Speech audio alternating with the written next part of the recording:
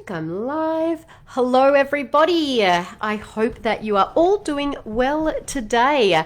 I wanted to hop on here live because we had a really great question this week that I wanted to answer today, because I know there are probably many of you out there wondering about the exact same thing. Now, Catherine brought this question to us and she said that she's heard me say that gluten, dairy, and soy should be removed from the diet of a child with ADHD, and she wanted me to explain why. So that is what I'm going to talk about today. I'm going to go a little bit deep into it. It's a really great question, and I'm going to answer it in detail. But before I do that, just want to quickly introduce myself to anyone that might not know me already. My name's Dana, and I'm a board-certified holistic health and nutrition practitioner.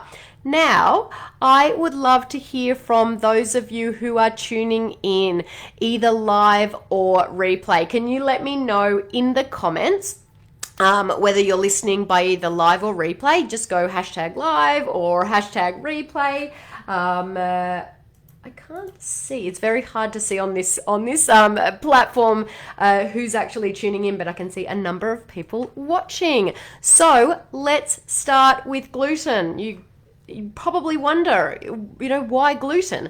Gluten is the number one food I recommend all children with ADHD cut out of their diet. In fact, gluten is so inflammatory that I suggest everyone, even those without ADHD or a known gluten intolerance, to stop eating it, like plain and simple. Gluten is harmful for everyone. That's because gluten triggers increased intestinal permeability in everyone, even those who don't show an allergic reaction to it. So intestinal permeability, what that is, it refers to the breakdown of basically the walls around the gut, the intestinal walls. And when functioning properly, the walls of the intestines form a barrier, allowing water and nutrients to pass through, but blocking other things from entering the bloodstream. So all the nasties and the toxins and the parasites. Now, when a person has increased permeability or intestinal permeability, that can lead to something called leaky gut. Now, leaky gut allows toxins and other harmful substances to enter the bloodstream that aren't supposed to be there, leading to an inflammatory response in the body. Now, this inflammation can make ADHD symptoms worse because it causes inflammation in the body, in the brain, in the gut, all around, and causes all of these symptoms to actually become more amplified. So inflammation isn't the only issue with gluten, though. So gluten also has the potential to create opiate-like effects in some individuals. Yeah, opiate. Like seriously opiate effects. It's crazy. In individuals who have gut inflammation, which is very common in kids with ADHDs, the enzymes in their guts aren't fully breaking down the gluten. And what happens as a result, compounds called glutamorphins are created. Now, the protein structure of glutamorphins is similar to that of morphine. Okay, glutamorphins are absorbed into the bloodstream, they cross the blood-brain barrier and then bind to opiate receptors in the brain and the gastrointestinal tract. And it's really scary, but you think of people who are addicted to morphine, they might be unable to sit still. They could have huge meltdowns over small things. They might be unable to handle transitions. In many ways, they have ADHD-like symptoms.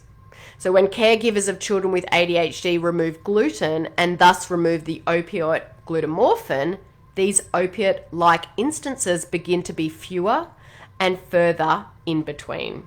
When we removed gluten from my son's diet, he became a completely different child. He became calm. He became focused. He was able to sit still. One thing to keep in mind when removing gluten is that some people go through a glutamorphin withdrawal response. Think of it like a detox period. During this period, their ADHD symptoms might actually get worse for a time before they get better.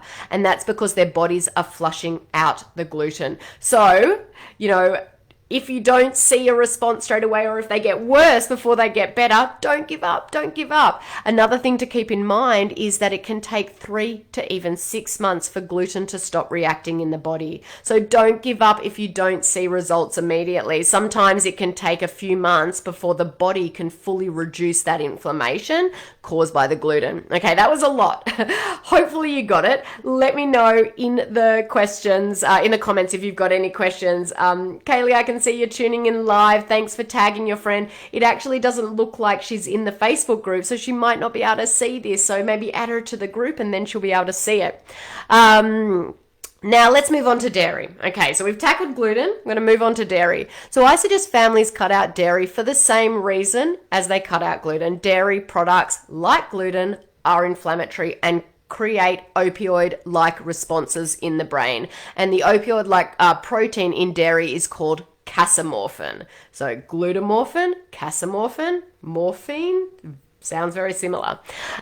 Soy is the third food children with ADHD should cut from their diets. There are 2 primary reasons that I suggest this. First of all, approximately 95% of soy products come from genetically modified crops, or GMOs.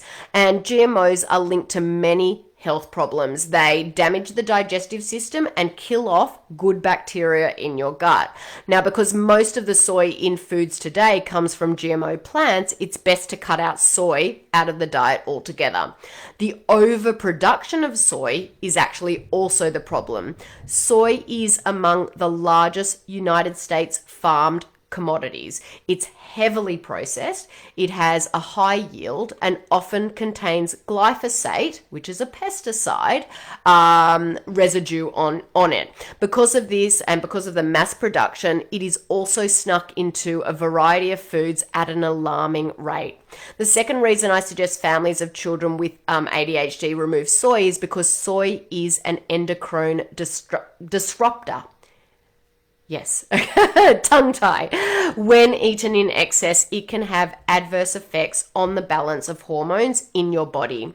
It also contains isoflavonoids, which act like estrogen in the body. And since many breast cancers need estrogen to grow, eating an excess of soy can increase the risk of breast cancer, but also, especially when these kiddos are going through going into their teen years, having that overload of estrogen is not good for their bodies as well, and their hormones and things like that. So I know that was a lot of information, so I want to offer a couple of additional resources to help you guys. So first of all, I have a 25-minute webinar where I actually explain this topic even more. If you'd like to watch that, I'm going to pop that into the comments after this video.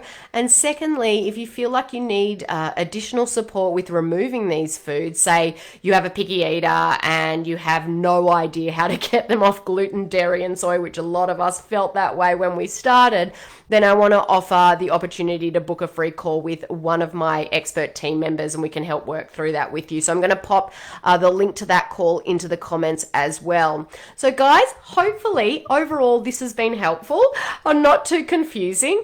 If you have any more questions, pop them below in the comments. I'm always happy to help and happy to answer them, and I'll do my best to answer them for you. So guys, that's it for today. Hope you all have a wonderful weekend, and I will talk to you soon. Bye for now.